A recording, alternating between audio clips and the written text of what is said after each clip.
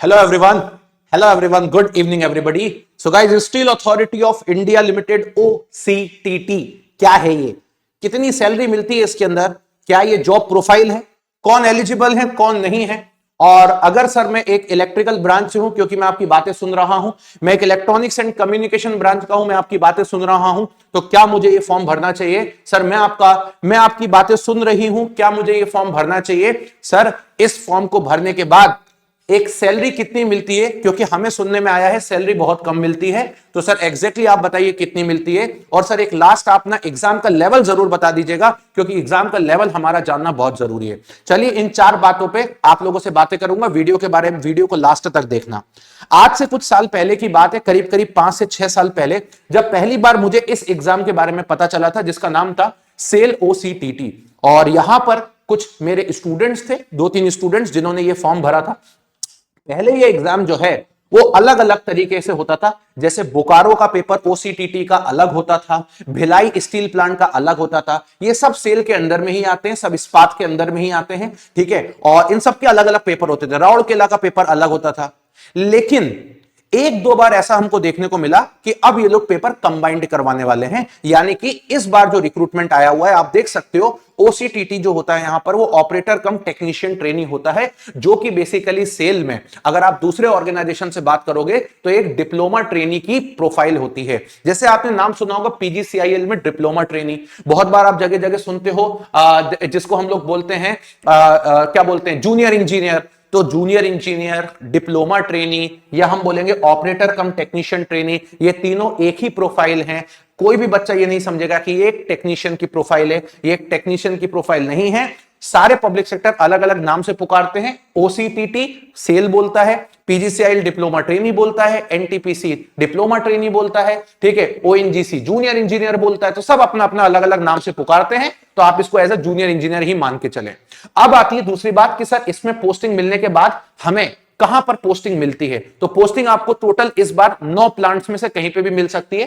पहला ASP है, जो कि वेस्ट बंगाल में, जिसको एलॉय स्टील प्लांट दुर्गापुर का बोलते हैं। BSL आप सब जानते हो, बोकारो स्टील प्लांट, सबसे ज्यादा वैकेंसी भी यहीं पर होगी, मैं आपको पहले बता देता हूं। भिलाई स्टील प्लांट जो कि छत्तीसगढ़ में आता है, अच्छी लोकेशन पे है, आपको आराम से यहां मिल सकता है। चंद्रपुर महाराष्ट्र के अंदर आता है। दुर्गापुर वेस्ट बंगाल, इसको का भी ISP वेस्ट बंगाल में है। राउरकेला आपका उड़ीसा के अंदर आता है। और एक R&D सेंटर RDSI जो झारखंड के अंदर आता है, और एक सेल रिफैक्ट्री ये भी बोकारो के अंदर आती है। तो वेस्ट बंगाल, उड़ीसा, छत्तीसगढ़, महाराष्ट्र और आपका झारखंड, ये 5 जगह ऐसी हैं जहां पर आपको किसी भी जगह पे पोस्टिंग मिल सकती है। अब आती है इसके बाद की बात, हर प्लांट्स में अलग अलग पोस्ट है। अगर मैं बात करता हूं, आप इलेक्ट्रिकल ब्रांच से बिलोंग करते हो, तो इलेक्ट्रिकल में हमारे पास जो टोटल नंबर ऑफ पोस्ट है वो कुछ इस प्रकार की है। यहां पे अलग, इस तरीके से पोस्ट है। इसके बारे में हम ज्यादा बात नहीं करेंगे, नंबर ऑफ पोस्ट काफी ज्यादा है। अब आता है चौथा पॉइंट, पिछले 4 साल में जितने भी OCTT के पेपर हुए हैं, चाहे भिलाई का पेपर हुआ हो, चाहे बोकारो का पेपर हुआ, जैसे आप जानते हो दीपक है, दीपक ऑलरेडी स्टील बोकारो में सिलेक्टेड है, अभी रिसेंटली 2 दिन में बोकारो की ज्वाइनिंग है। अगर मैं बात करता हूं इसके बाद भिलाई स्टील प्लांट में, तो गजेंद्र है, जो ऑलरेडी भिलाई स्टील प्लांट में सिलेक्टेड है, आप ही लोगों के साथ पढ़ते थे। ये सब OCTT हैं और इनको आराम से 3 साल से ऊपर हो चुका है काम करते करते।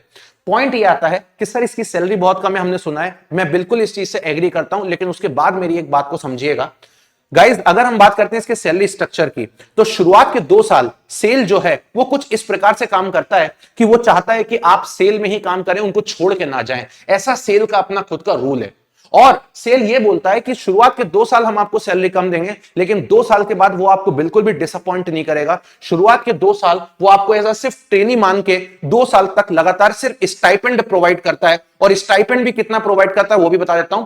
पहले साल आपको 16,000 रुपए पर महीना प्रोवाइड करेगा। आज से 2 साल पहले ये सिर्फ 12,000 ही करते थे, लेकिन अभी इन्होंने बढ़ा के 16,000 कर दिया है। और दूसरे साल ये आपको 18,000 रुपए करेगा।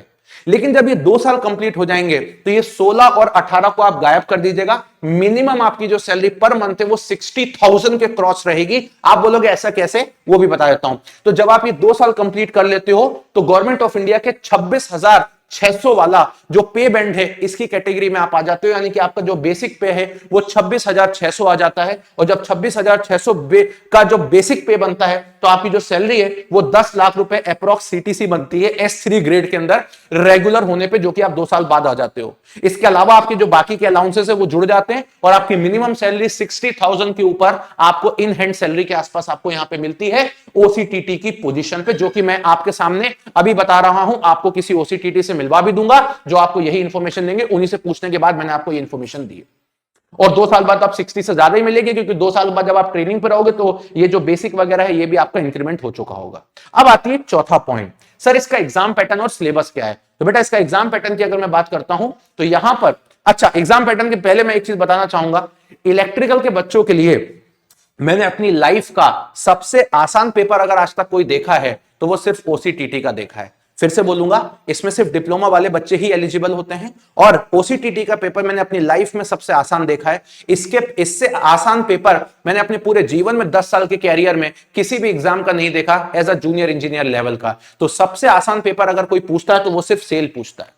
ये इतना इजी पेपर पूछता है कि आप जब पेपर दोगे तो आपको पता चल जाएगा कि आप इसके 50 क्वेश्चन में से आराम से 45 46 भी सही कर सकते थे। सिंपल वन लाइनर क्वेश्चन होते हैं और यहां पे आप देखोगे तो 100 ऑब्जेक्टिव क्वेश्चन होते हैं, जिसमें 50 का आपका जो रहता है वो टेक्निकल होता है, 50 का आपका जो रहता है नॉन टेक्निकल, और 1.5 घंटे का आपका ये पेपर होता है। सिमिलरली इसके बाद आपको बुलाया जाता है ट्रेड टेस्ट के लिए। ट्रेड टेस्ट में 1:3 कॉलिंग की जाती है, यानी कि जितनी नंबर ऑफ पोस्ट है उससे 3 गुना लोगों को ट्रेड टेस्ट के लिए बुलाते हैं। पहले आप रिटर्न क्लियर कर लीजिए। ट्रेड टेस्ट के बारे में हमारे पास अपने टेलीग्राम पे इतने बच्चे हैं जो ऑलरेडी इसका ट्रेड टेस्ट दिए हैं और पहले सिलेक्ट हो चुके हैं, जो आपको परफेक्ट गाइड करके ही भेजेंगे। ट्रेड टेस्ट में मैं भले ही आपको गाइड नहीं करूंगा, आपके पास पूरी की पूरी फोर्स रख दूंगा जो आपको गाइड करेगी। बस आपसे वादा यह है कि अगर आप इस एग्जाम के लिए एलिजिबल हैं तो मैं आपके लिए रेगुलर क्लासेस लेने को रेडी हूं, मैकेनिकल के रेगुलर क्लासेस लेने को रेडी हैं। आपको बस पढ़ना है और आपको अपना फॉर्म फिलअप करना है। ये बिल्कुल भी नहीं सोचना कि ये है और वो है, राइट? तो ये आपको करना है, बस इतनी आपसे रिक्वेस्ट है। तो यही आपको एक एग्जाम पैटर्न बताने वाला था। इसी तरीके से मिलते रहिए, चैनल को सब्सक्राइब कर लीजिएगा, सेशन को लाइक कर लीजिएगा। कल यानी कि 5 तारीख से आपको रेगुलर इसकी क्लासेस देने वाला हूं शाम को 5 बजे से। So thank you very much, bye bye, take care and love you everybody.